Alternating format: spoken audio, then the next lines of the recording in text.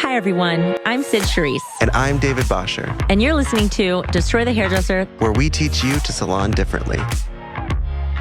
If you are still using a front desk in your salon, it may be time to future-proof your business with Aura Salonware. Aura allows you and your team to check clients out from any device. That means there's no need for a front desk or front desk overhead. What's even more amazing is that clients can check themselves out using the Aura app from their own device.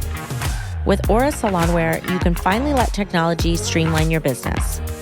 Start removing your front desk today by visiting aurasalonware.com/DTH to receive special discounts and promos. Turn your passion for product into big profits with Genesis Private Label. Now is the time to launch your own line and take pride in the brand you've worked hard to make. Experience the prestige of formulas crafted in the same North American labs as top beauty brands. From vegan cruelty-free options to sustainable packaging, Genesis Private Label provides it all. Act now and enjoy free shipping on your sample kit. Fully refundable when you join within 30 days. Start making real profit by selling your own uniquely branded products. Visit genesisprivatelabel.com/DTH and begin your product making journey. So I wanted to talk about this for a while. I get all my ideas for topics for the podcast in the shower. I don't know about you, but that's where I get Okay, have you them. seen those shower notepads? Because you love pen and paper. Nope, You need but get that. it for me, please. Okay. I'm like, it literally is a whole Why haven't situation. I thought about that? That's such a good idea. Because usually then I have to open the shower curtain and You're always on your phone. I'm like, I know this is a waterproof phone, but it's got a expiration date. I'm waiting for your phone to just blow up. It's molding. Mm-hmm. So your phone is not a Pisces. You are. So I was thinking about this, and it came from a class that I had taken years ago, and someone was asking an astrologer. It was a class on astrology, and someone was asking an astrologer.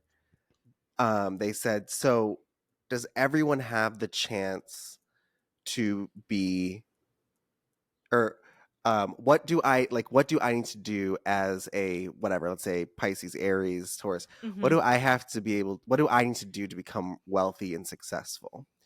And the astrologer kind of paused and looked at the person and with a really thick Israeli accent said, "So you believe that everyone is supposed to be wealthy and successful?"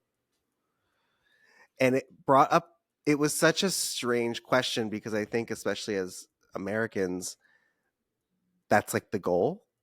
Yeah. Whether or not we're successful, you got to own a business. You got to make a ton of money, right? Even if you don't do it, it's still a message that kind of plays in your head. It's pressure. There's pressure. You need to make more money, and you need to have this, and you need to have this, and if you have these things, these are different levels of success. But the way she kind of responded threw everybody off. And I don't want to go into what else was said there because it was a whole conversation. But it got me thinking about people who sign up for coaching and they tell us they want to be successful and they tell us they want to make more money. Success is just one thing. It's just one word. One word. Everyone, it's the same to everyone.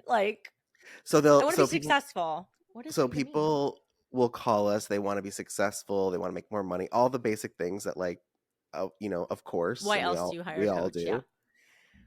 But my question to you, Cyd, because I want to have a conversation around this, does everyone have the ability to be successful even if they have all the support in the world? No. I agree. I don't think so. I hate that. I hate that answer.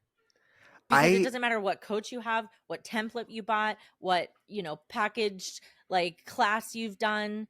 There's a reason why someone in that same class or course is going to thrive and the other is going to be I wasted my money. What's the difference? It's like two hairdressers that work next to each other. Yeah. And they do the same things. They work at the same place. They work the same hours. They have the same marketing. One person somehow does above and beyond what the other one does.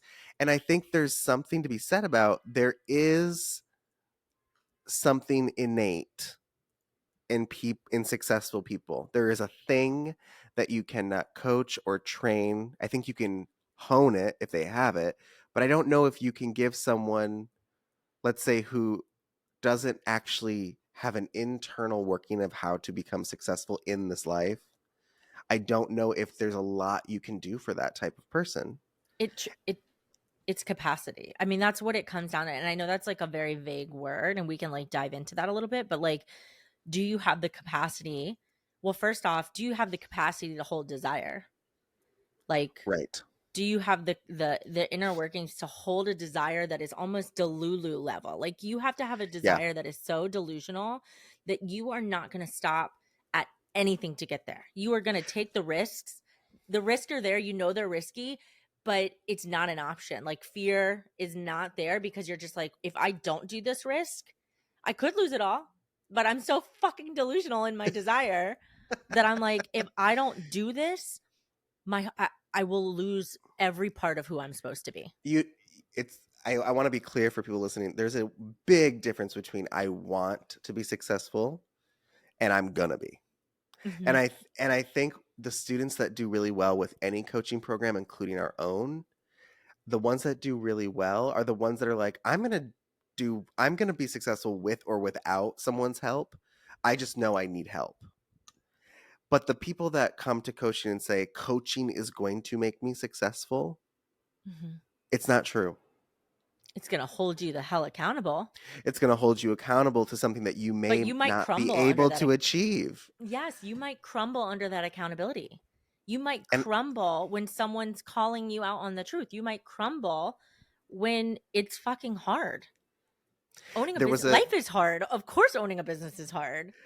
so one of the people that I feel that I almost look like, act like, and talk like, I used to get Harry Styles, but now that I'm older and not as cute as Harry Styles, I now feel like I'm starting to morph into Ricky Gervais. And I didn't know what you were gonna say. I was like, "Who? Where is he?" I was my brain. I don't know if you saw my eyes. I was like scanning. I'm slowly turning into Ricky Gervais, and I believe and agree with everything that he says. And he's an atheist, and he's very outspoken, and he's very Which is so the opposite of you. Like, yeah. I'm not an but atheist at all, but I agree with everything he says. It's so critical in a Mhm. clear way. But there was a video I posted recently that he was on a talk show, and I don't know if it was old or new or whatever, but he was on a talk show Because it and was he on social said, media, right? because it was on social media, and he said, just because you're offended doesn't mean you're right. Mm, true. And You I have flat out. I mean, our coach even has been like, "You're fucking up," or whatever it is that, and I'm offended, but I am wrong. I am right, absolutely wrong. and I think people who can be successful in this world understand that concept. And it's a really hard concept to grasp. You can grasp it logically, like, yeah, that makes sense. I can be offended and still be wrong about something. But when you are in that moment that you are offended, it is hard to remember that. It's hard to say that hurt my feelings so badly, but it's right and it's true. And I And I have to think change. and I have to change, or I have to do something with it, or I have to accept it, move on, whatever. But I think people that are going to be successful are going to be successful with or without coaching, with or without support. Hmm. The route they take might be a little more difficult here and there, but the ones that are going to make it are the ones that say, this isn't working, I have to make a change. They're the ones that are going to be called out and pivot. Yep. I know everyone loves that word, but like, I do think there are some things that successful people have innately that other people don't, and I don't know what all that is. Mm-mm.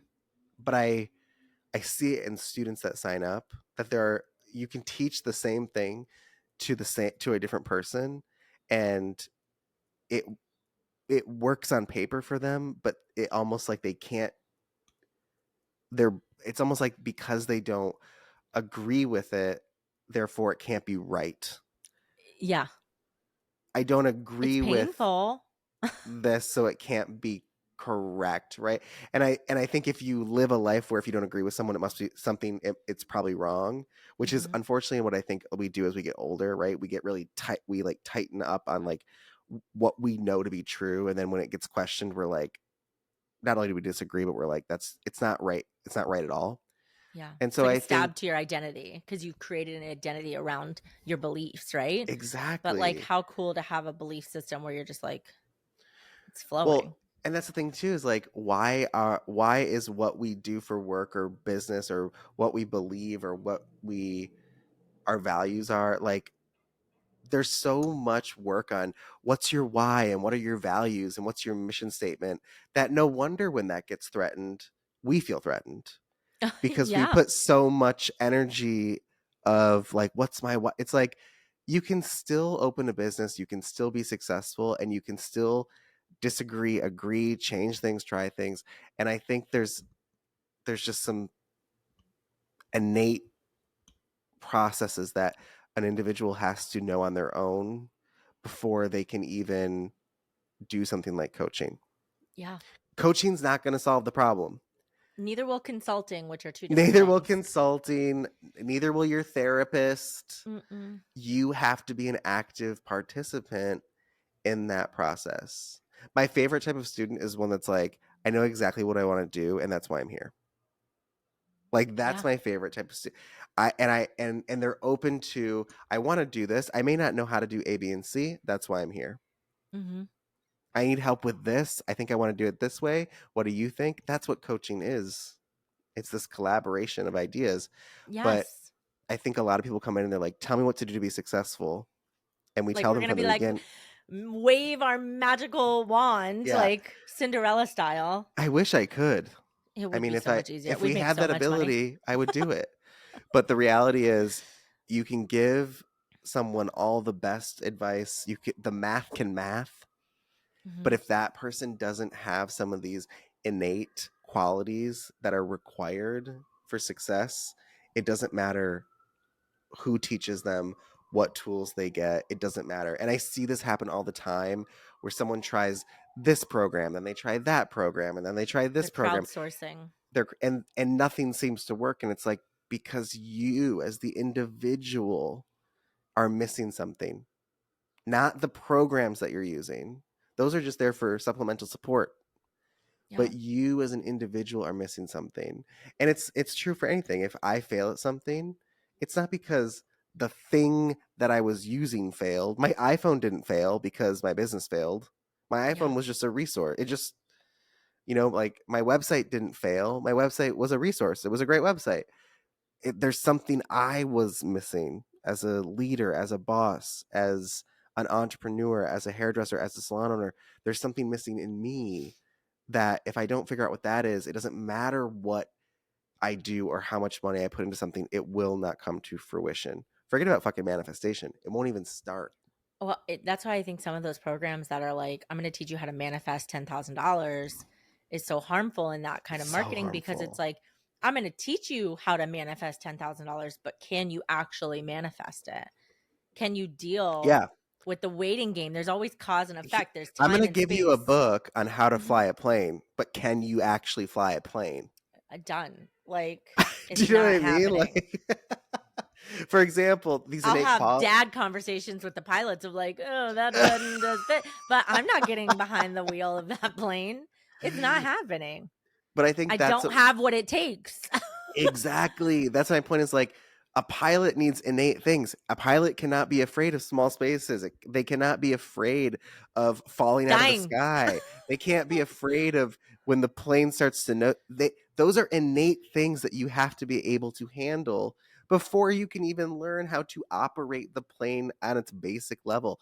And that's really what I'm talking about. In the salon industry, we don't really talk about that as much. We're just like, oh, you know how to do hair, so you must know how to run a salon. And I I think think the evidence is clear that is not true. not everyone should be a business owner either. But unfortunately, with No. our salon, having a craft, if you are doing a craft in any form, you are a business owner. I mean, this even coming into work and working for someone else, you are still working technically for yourself.